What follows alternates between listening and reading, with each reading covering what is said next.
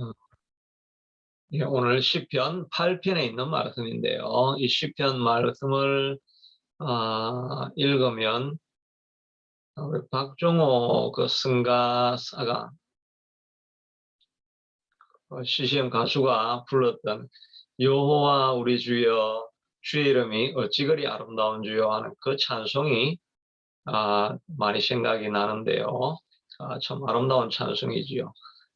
주어진 온 세상에 있는 만물을 기쁨으로 찬양하는 노래입니다.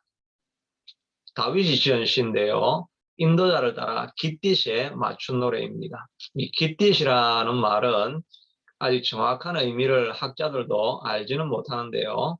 그 중에 하나가 이 깃딧이 포도주 틀을 밟으며 부르는 노래, 포도를 다 따가지고 이제 수확해가지고 포도주 틀에 넣고 그걸 밟으면 이제 포도주가 나오지 않습니까? 수확하는 기쁨을 가지고 기쁨으로 하는 노래다는 그런 의미가 있습니다.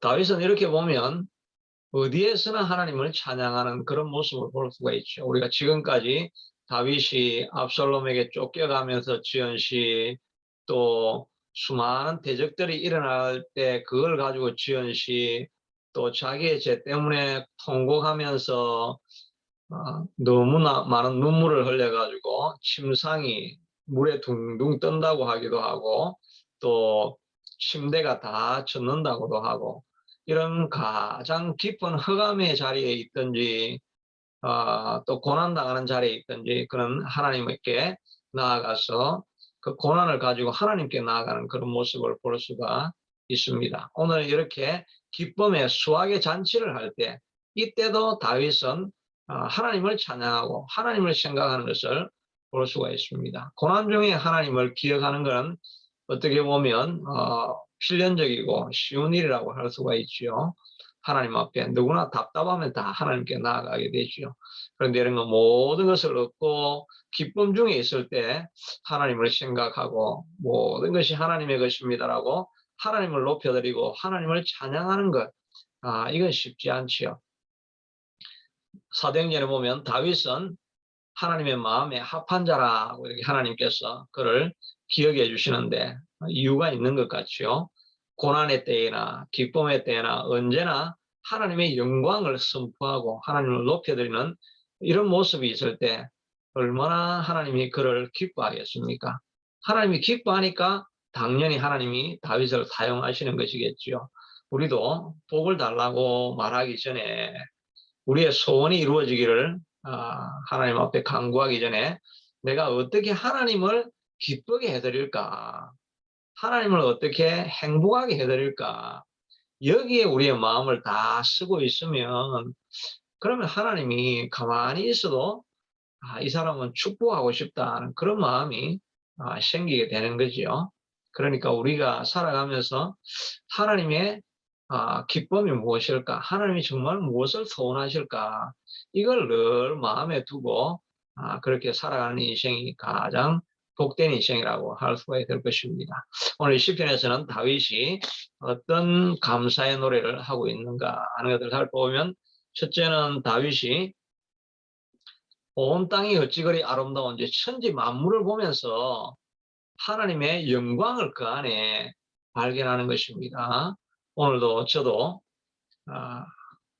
오늘 시편 말씀을 이렇게 저녁 기도가 저희한테도 도움이 많이 되는 이유는, 저녁 기도하기 전에 아침에 일어나면 이제 새벽 기도는 지금 없으니까 제가 아침에 일어나서 오늘 저녁에 말씀을 나눌 그런 본문을 제가 읽고 묵상을 하는 그런 시간을 가지게 되는데, 그러니까 아침에 읽었던 말씀을 점심때 이렇게 묵상을 하게 됩니다.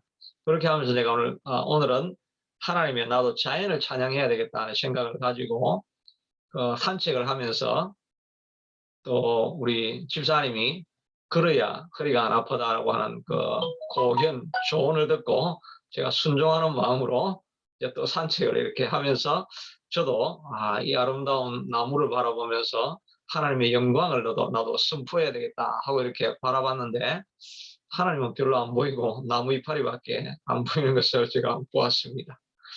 그 나무를 보면서 하나님의 영광을 선포할 수 있는 사람이 얼마나 될까 그런 생각을 해보게 되는데 다윗은 무엇을 보든지 그것 때문에 하나님을 찬양할 수 있는 그런 자리에 갔던 것을 보게 됩니다.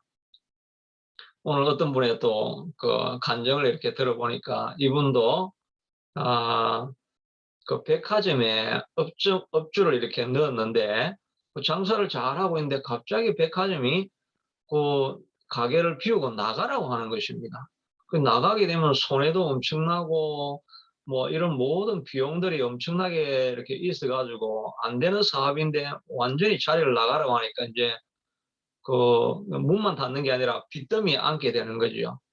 그래가지고 막 기도를 하고 금식을 하고 하면서 사장의 마음을 하나님 바꾸어 주시옵소서, 사장의 마음을 바꾸어 주시옵소서, 그렇게 간절히 기도하고 사장에게 막 편지도 쓰고 자기의 사정을 이야기하면서 지금 이렇게 나가면 제가 뭐 길거리 바닥에 나가게 되니까 한 번만 기회를 주십시오. 기도도 하고 막 이래가지고 사장에게 갔더니 좋은 말 할 때 나가라. 그렇게 이야기를 하더라고요. 그래가지고 그 정말 이제 길거리에 나가서 앉게 되는 마음으로 너무 이제 앞으로 일이 두려움이 되니까 차를 타고 막 갔는데 어디까지 갔는지 모르겠는데 나중에 알고 보니까 인천 앞바다에까지 자기가 가 있었다. 그래서 하나님 앞에 통곡을 하면서 하나님 이럴 수가 있습니까? 오히려 그 사장은 전혀 밉지가 않더라는 것입니다. 왜냐하면 하나님 손에 다 있는 것을 알기 때문에 하나님이 어떻게 그렇게 나를 매몰차게 이렇게 쫓아낼 수가 있습니까? 그렇게 이제 자기가 하나님 앞에 하소연을 하면서 막 기도를 하니까 얘야 눈을 들어서 밖을 바라보라 이렇게 하니까 밖에 섬이 있고 정말 아름다운 바다가 쫙 펼쳐 있는데 야, 저거 얼마나 아름답지 않느냐, 그런 마음이 들어서 하나님하고 성령님과 함께 대화를 하는 거죠. 예, 아름답긴 아름다운데, so what? 그래서 어떠자는 거예요, 하나님? 예, 그렇게 하소연을 막 더 크게 하면서 하나님 내 심정 한번 대보세요. 그러면서 이제 하소연을 막 하고 있는데, 하나님이, 야, 저 모든 게 내 거야. 내가 만들면 섬도 만들 수 있고 온 천하 만물이 다 내 거야.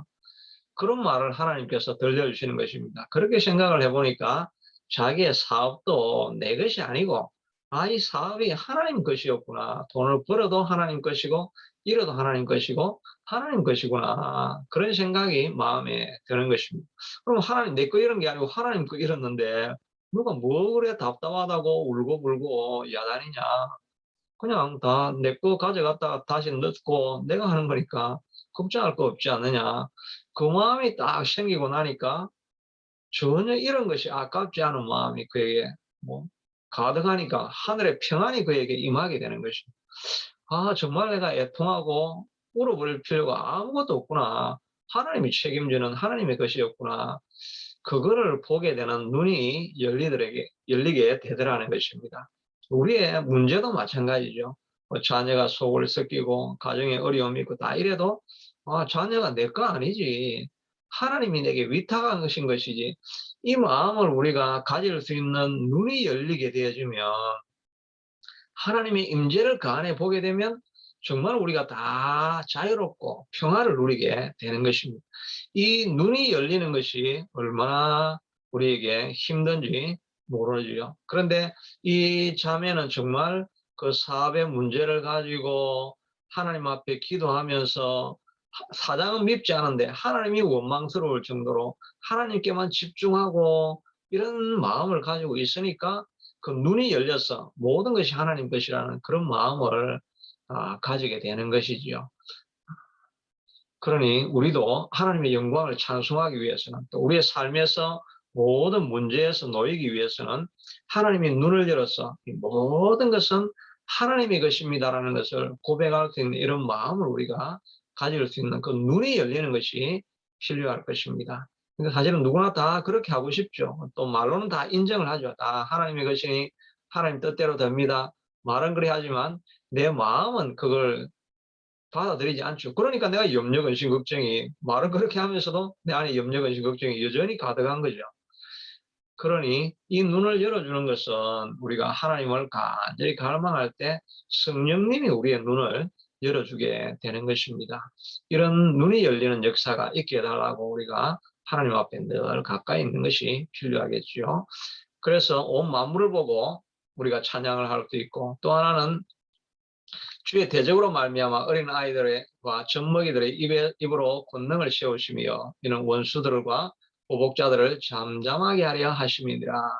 하나님을 우리가 찬양할 수 있는 이유는 하나님은 이 어린아이 같고 젖먹이와 같은 아무런 능력이 없는 자를 하나님께서 이렇게 세워가지고 골리앗과 같은 원수와 보복자들을 잠잠하게 만들 수 있는 그런 전화위복을 일으킬 수 있는 그런 힘을 약한 자들에게도 줄 수 있기 때문에 우리가 하나님을 찬양하는 것입니다. 주님 앞에서는 너무나 미약하고 가난한 자고 능력이 없는 자인데 주님 앞에 가면 하나님이 그를 세워가지고 정말 세상에 능력 있고 유능한 자들이 입을 벌리고 어떻게 저런 일이 일어날 수가 있는가라고 아이들과 젖먹이와 같은 능력이 없는 자들에게 권능을 세워주신다라고 이렇게 말씀해 주시고 있는 것입니다.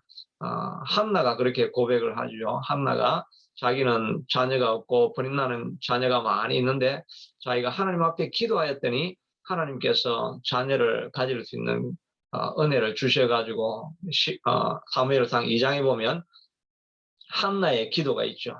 그 기도에 보면 가난한 자를 그름더미에서 이렇게 세워서 방백들 위에 세우시는 이가 하나님이시다고 말하고 있죠.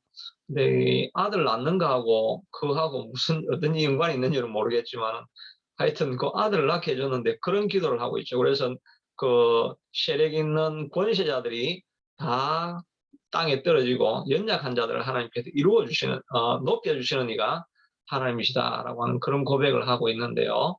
우리가 하나님을 찬양할 수 있는 이유는 이렇게 어린아이와 같고 젖먹이와 같이 우리 자신을 돌아볼 때 너무 연약해서 나는 아무것도 할 수 없는 존재입니다. 이런 고백을 할 때도 하나님은 우리를 여전히 이렇게 세워서 우리가 갈 수 없는 그곳으로 가게 만들어 주시는 그런 권능을 베풀어 주시는 하나님이시라는 것을 생각할 때 우리가 하나님을 찬양할 수 있는 것이죠. 다윗이 자기를 보면서 그런 생각을 했겠죠. 나는 어느 시골에 그 목동이었을 뿐이었는데 하나님께서 자기를 세워가지고 골리앗을 무너뜨리게 하시고 그 다음에 이스라엘 나라의 가장 위대한 왕으로 세워주시는 그 하나님을 생각할 때 하나님을 찬양할 수밖에 없는 거죠. 우리도 우리 자신의 연약함을 이렇게 생각할 때도 하나님 우리를 이렇게 세워주시는 분이시다. 이 믿음을 가지고 나아갈 때 우리가 믿음으로 찬양할 수 있게 되는 것입니다. 우리 에버린 기도회, 또 에버린 교회가 너무나 미약한 그런 존재이지만 마치 어린아이와 같고 젖먹이와 같은 그런 존재이지만 하나님께서 권능을 부어주시면 놀라운 역사가 나타나고 하나님의 놀라운 일을 감당하는 그런 모임이 될 줄로 믿습니다. 그런 믿음을 가지시길 바랍니다. 우리가 아무것도 없는 미약한 정말 우리 젖먹이 인판트 아무것도 모르는 젖먹이 같지 않습니까? 젖먹이들의 입으로 권능을 세우시며 능력 있게 세워주신다라고 이렇게 말하고 있습니다. 이게 당장은 이루어질지 않을지 모르지만 우리가 한번 1년 동안 계속해서 하나님 젖먹이 같은 이 교회를 또 이 기도회를 세워주셔서 우리의 기도를 통해서 수많은 추구하는 영혼이 일어나는 역사가 있게 해달라고 기도하고 나아가면 하나님께서 우리를 세우실 것입니다. 무엇보다 여러분들도 하나님이 기뻐하시는 일이 무엇인가 그걸 위해서 살고 시간을 보낼 수 있게 되기를 바랍니다. 다윗이 고난이 있을 때나 염려가 닥쳐올 때나 또 잔치가 있을 때나 다 하나님을 높여드리는 이 모습으로 하나님을 기쁘시게 한 것처럼 우리도 이런 하나님을 기쁘시게 하는 삶을 살아갈 때 하나님께서 여러분과 교회와 가정을 다 일으켜 세우시게 될 줄로 믿습니다.